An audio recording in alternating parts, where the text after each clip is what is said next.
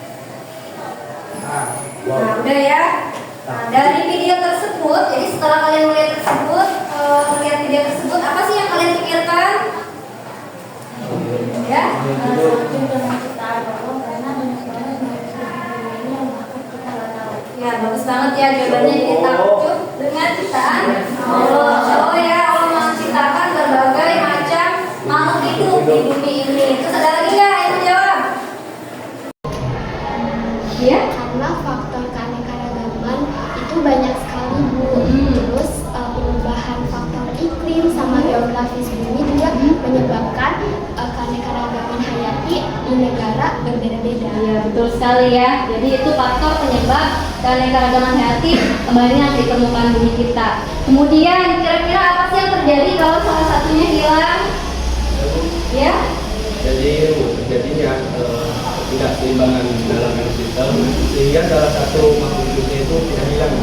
Ya, jadi akan terjadi yang namanya ketidakseimbangan ekosistem. Ya, itu diantaranya. Kemudian keanekaragaman hayati sendiri itu banyak sekali dalam kehidupan sehari-hari, kayak misalkan makanan yang kita konsumsi, baik itu tumbuhan, hewan, ya dan yang lainnya. Bahkan obat-obatan yang kita konsumsi itu berasal dari keanekaragaman hayati itu sekali ya. Bahkan oksigen yang kita hirup pun itu berasal dari adanya ketergantungan keanekaragaman hayati ya. Oke, Ibu akan memberikan pretest ya untuk menguji pengetahuan awal kalian. Udah siap belum? Siap.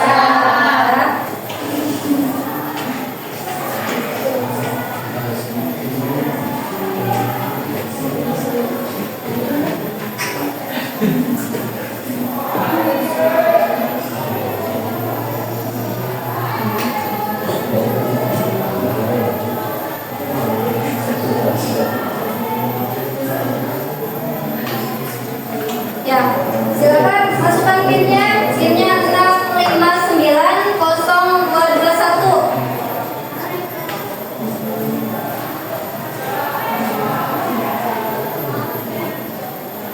Ya, udah mulai masuk.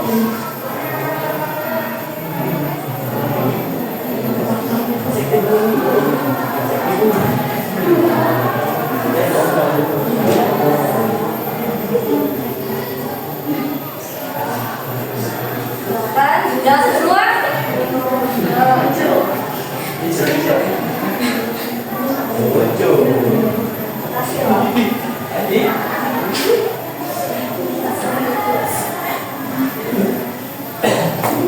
Ada lagi yang belum? Udah semua? Udah, kita mulai ya? Siap-siap, kita mulai soal yang pertama.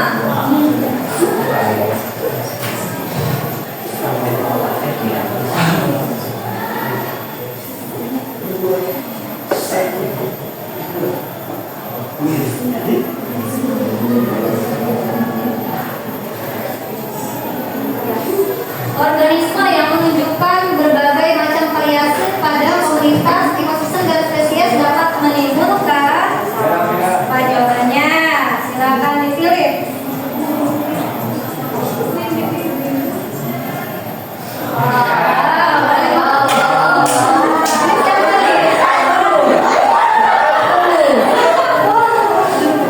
Kita lihat siapa ya satu orangnya.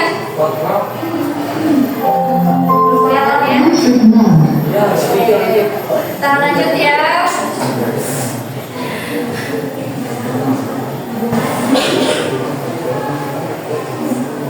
Nah, Ibu mau bacakan dulu tujuan pembelajaran hari ini yang mudah-mudahan bisa capai ya. Di sini ada 3 tujuan pembelajaran.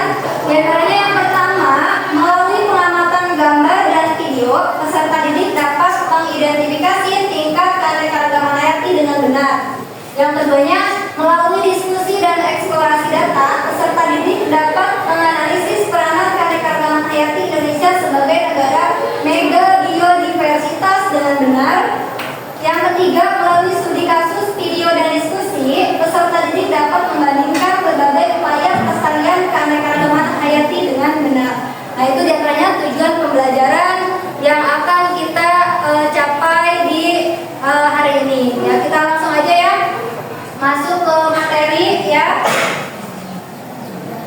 Nah, di sini ada keanekaragaman hayati. Ibu bahas pengertiannya yaitu variasi organisme hidup yang terdiri dari 3 tingkatan, yaitu tingkat gen, spesies, dan ekosistem. Jadi hari ini kita mau bahas mengenai 3 tingkatan keanekaragaman hayati, yaitu tingkat gen, tingkat jenis, sama tingkat ekosistem. Yang pertama adalah tingkatan gen. Adalah variasi atau perbedaan gen yang terjadi dalam suatu jenis atau spesies makhluk hidup. Keanekaragaman hayati tingkat gen disebut juga varietas. Kita lihat di gambarnya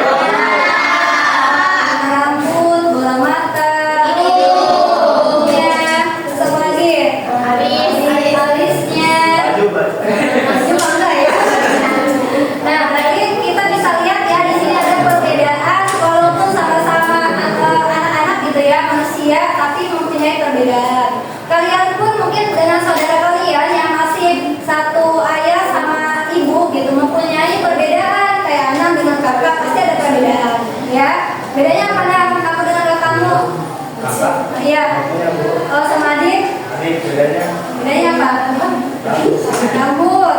Terus adiknya perempuan atau laki-laki? Dua-duanya. Kalau dengan perempuan berarti apa yang membedakan? Jenis kelamin. Ya, itu juga menjadi pembeda. Ya, bisa dipahami kira-kira? Kita lanjut lagi satu video. Silakan kalian perhatikan dan simak baik-baik.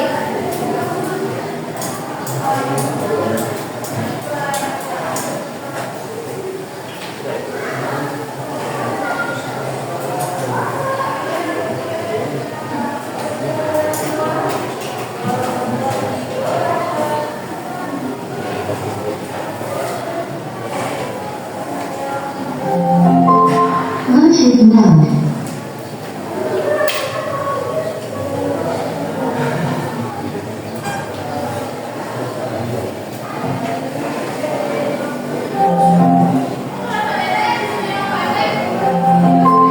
Bluetooth mode. Connected.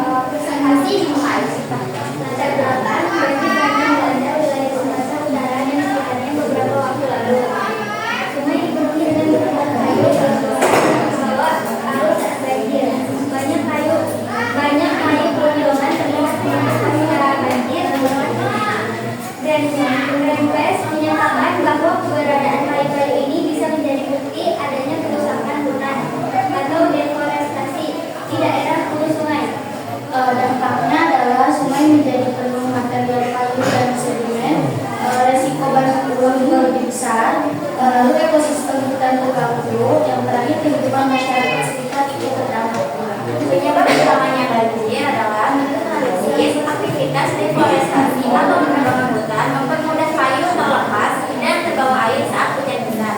Kerusakan hutan membuat tanah tidak bisa menyerap air dengan baik dan berkontribusi pada laut besar.